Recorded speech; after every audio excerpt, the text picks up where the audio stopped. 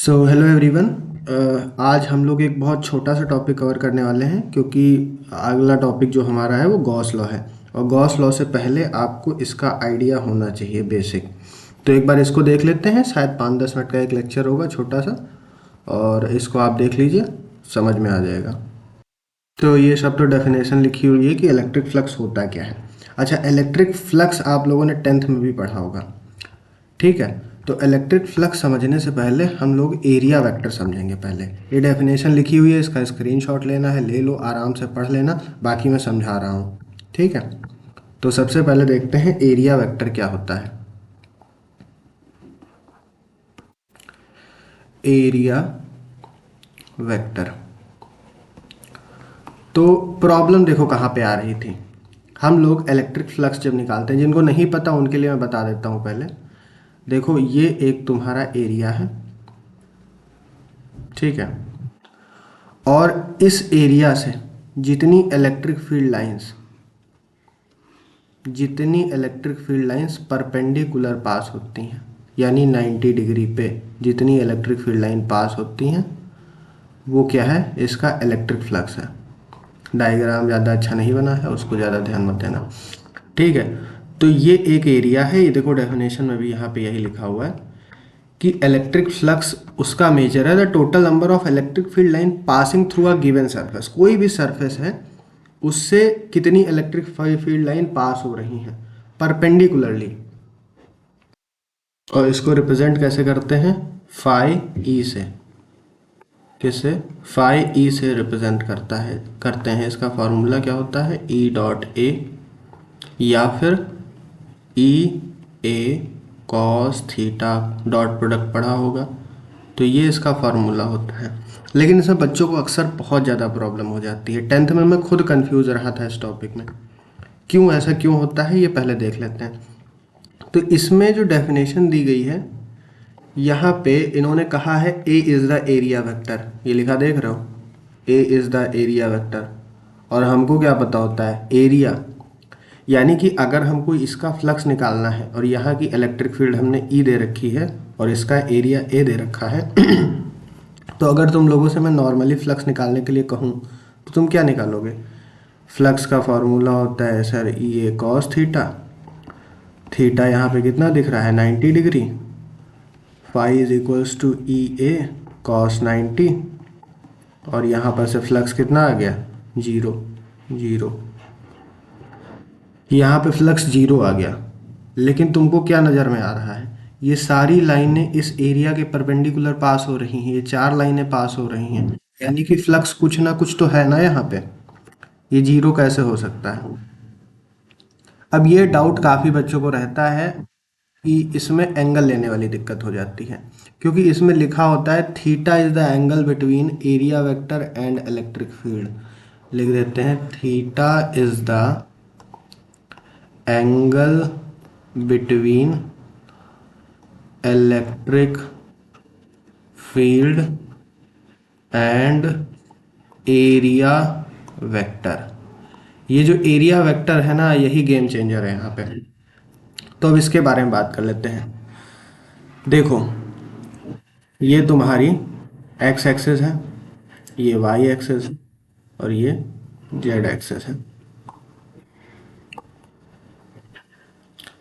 यहाँ पे हम सबसे पहले एक क्यूब बना लेते हैं।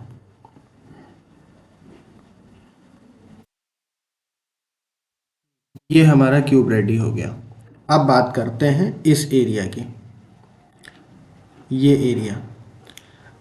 अब तुम लोगों को ये सामने एरिया दिख रहा होगा, लेकिन अगर जब मैं बात करूँगा इसके एरिया वेक्टर की, तो एरिया वेक्टर इसके परपेंडिकुलर एक क्वांटिटी है जिसको हम अज्यूम कर रहे हैं कि ये इस एरिया का एरिया वेक्टर है, ठीक है। इसी तरह अगर मैं इस एरिया का एरिया वेक्टर निकालूंगा, यानी कि पहले वाले में देखते हैं, ये कौन सी थी, ये वाई थी, ये एक्स थी, और ये जेड थी। तो अगर हमको वाई जेड प्लेन का समझना आराम से, ये कहाँ पे लाई कर रहा है, ये इधर साइड वाई में लाई कर रहा है और इधर साइड जेड में लाई कर रहा है। तो वाई जेड प्लेन का एरिया वेक्टर कौन सी डायरेक्शन में है, एक्स डायरेक्शन में यानी कि ये इसके परपेंडिकुलर है, ठीक है। इसी तरह अगर मैं ये एक्स वाई प्लेन उठा लेता हूँ, ये एक्स वाई प्लेन दिख रहा है, ये इधर साइड एक्स एक्सिस में है, इधर साइड वाई एक्सिस में है, ये वाई एक्सिस है ना, तो ये वाई एक्सिस में है।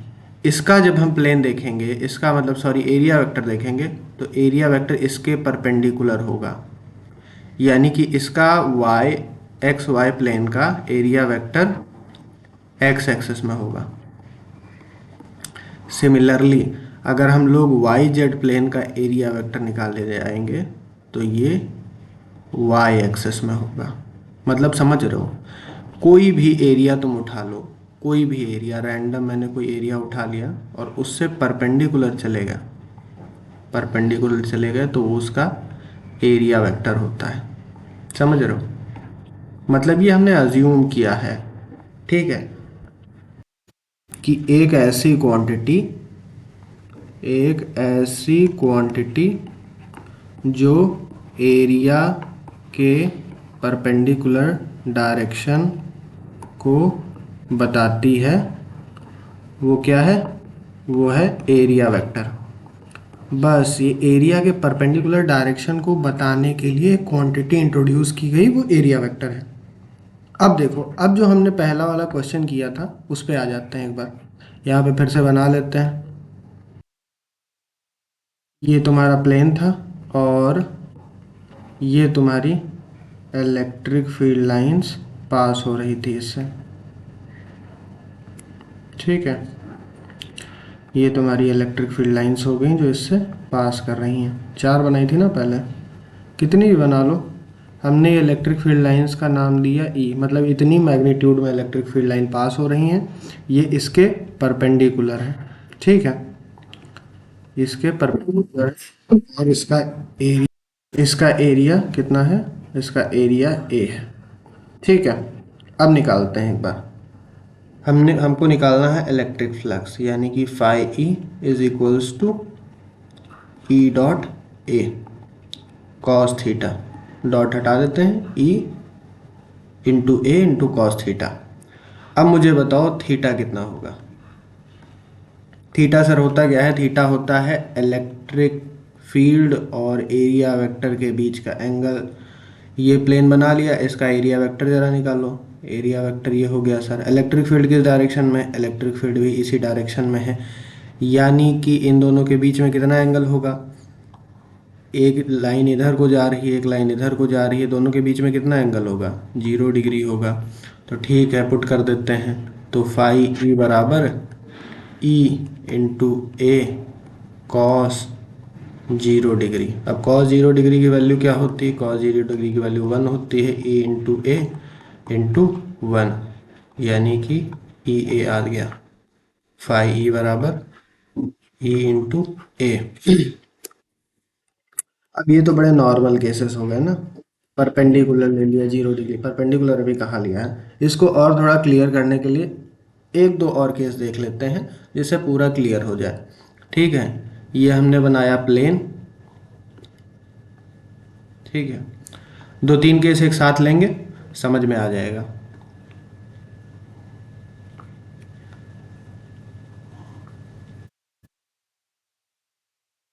ये हो गई इलेक्ट्रिक फील्ड, ठीक है। यहाँ से इसका एंगल कितना है, 30 डिग्री। ये तुम लोगों का केस 1 है। ये हमने लिया इलेक्ट्रिक फील्ड, मतलब सॉरी एरिया, और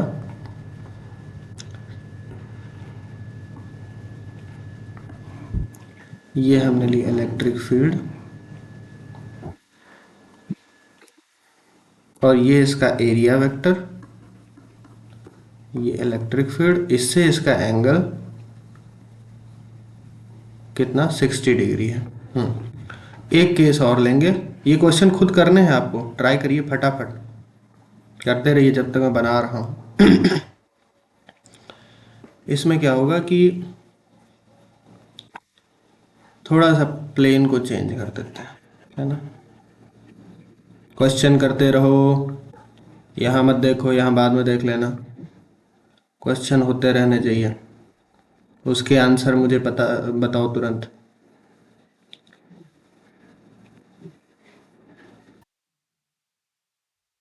हाँ, तो ये तुम लोगों की इलेक्ट्रिक फील्ड है और ये एरिया एरिया है, एरिया वेक्टर नहीं, ये एरिया है।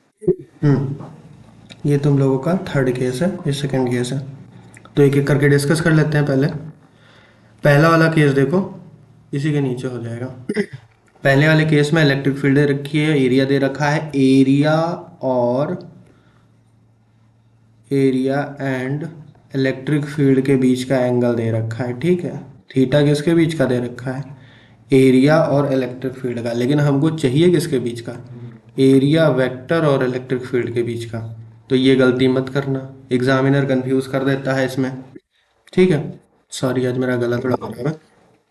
हम्म, तो क्या होगा यहाँ पे, एरिया वेक्टर और इलेक्ट्रिक फील्ड के बीच का एंगल चाहिए, तो बना लेते हैं एरिया वेक्टर। तो हमने क्या किया, इलेक्ट्रिक फील्ड का वेक्टर नहीं दिख रहा, ये दिखेगा, ये एरिया वेक्टर है। अगर इसके बीच का एंगल, इसके इसके बीच का एंगल 30 डिग्री है, तो इसके इसके बीच का एंगल कितना हो जाएगा भाई, ये तुम्हारा प्लेन है, ये तुम्हारा एरिया वेक्टर है, इन दोनों के बीच का एंगल 90 डिग्री है। यहाँ से कोई चीज़ गई है जिसके बीच का एंगल 30 डिग्री है, तो ये कितना हो जाएगा, 60 डिग्री हो जाएगा ना। अब छोटी छोटी चीज़ें मत पूछना।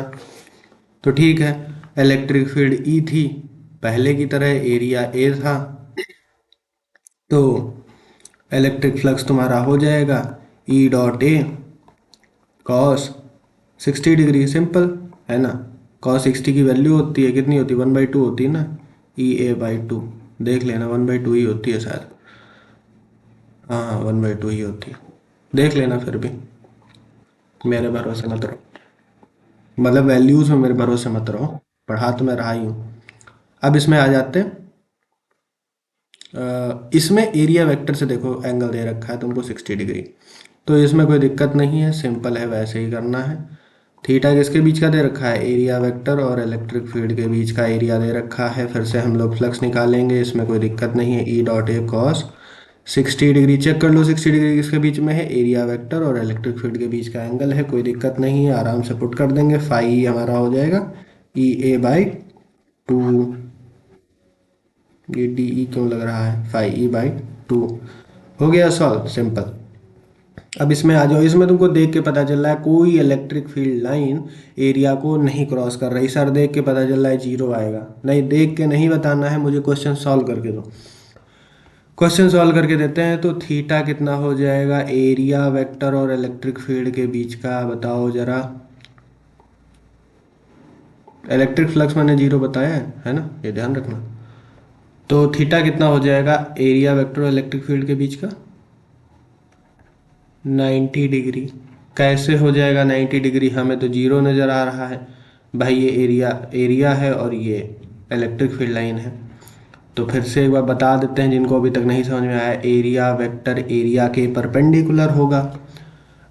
अब ये जब एरिया के परपेंडिकुलर है तो इलेक्ट्रिक फील्ड लाइन जो से भी 90 डिग्री बना लेगा। ठीक है, समझ में आ रहा है, भूल तो नहीं रहे हो, भटक तो नहीं रहे हो, समझ लो कॉन्सेप्ट को, क्योंकि आगे काम आता है, बहुत बार दिक्कत होती है। इलेक्ट्रिक फ्लक्स ही नहीं पढ़ना है तुमको, अभी तुमको मैग्नेटिक फ्लक्स भी पढ़ना है, उसमें भी सेम कॉन्सेप्ट लगेगा, ठीक है। फिर इतना जोर लगा के नहीं पढ़ाऊँगा, अभी समझ लो अच्छे से। अच्छा, पढ़ा दूंगा लेकिन अभी ध्यान से देखो, इलेक्ट्रिक फ्लक्स में दिक्कत नहीं होनी चाहिए। तो थीटा 90 डिग्री हो गया, तो यहाँ पे हमको क्या निकालना था, अरे यार मैं भूल गया था, हाँ इलेक्ट्रिक फ्लक्स निकालना है ना। तो ये तुम लोगों का electric flux E dot dot नहीं, ई ए कॉस 90 डिग्री। फिर से देख लो, इलेक्ट्रिक फील्ड और एरिया वेक्टर के बीच का एंगल कितना है, 90 डिग्री। तो फाई ई कितना आ जाएगा, 0। आई होप इलेक्ट्रिक फ्लक्स का टॉपिक बिल्कुल क्लियर हो गया होगा, कोई दिक्कत नहीं आई होगी, ठीक है। और हाँ, एक जनरल फार्मूला भी बता देता हूँ, इसको जो है, मान लो कोई ऐसी इरेगुलर सरफेस है, ठीक है, और इलेक्ट्रिक फील्ड लाइंस पास हो रही हैं बहुत ढेर सारी, है ना, यहाँ से काफ़ी इलेक्ट्रिक फील्ड लाइंस पास हो रही हैं। और अब इरेगुलर सरफेस है तो तुम इसका एरिया नहीं बता सकते हो, तो यहाँ पे एक छोटा सा एलिमेंट डी लेंगे। अब यहाँ से जितनी इलेक्ट्रिक फील्ड लाइंस गुजर रही होंगी उसका अपना जो भी कैलकुलेशन होगा, तो यहाँ पे इसको लिखते हैं d phi E is equals to integral E dot d A. ठीक है, उसके बाद इसको मतलब ये इंटीग्रेट हो जाएगा तो ये पूरे एरिया का निकल आएगा। ये आगे का टॉपिक है गॉस लॉ में, तुम लोग इसको अच्छे से पढ़ोगे। और तुम लोगों को पता है जनरल इक्वेशन कैसे मिलती है। जनरल वही मतलब जो हर चीज़ पर लग जाए। अभी तक हम लोग कौन सा एरिया ले रहे थे, ये एरिया। उसके बाद तुम लोगों का सिर्फ यही एरिया थोड़ी ना होता है, परपेंडिकुलर एरिया ये भी हो सकता है, मतलब पूरे में से निकल रहा है।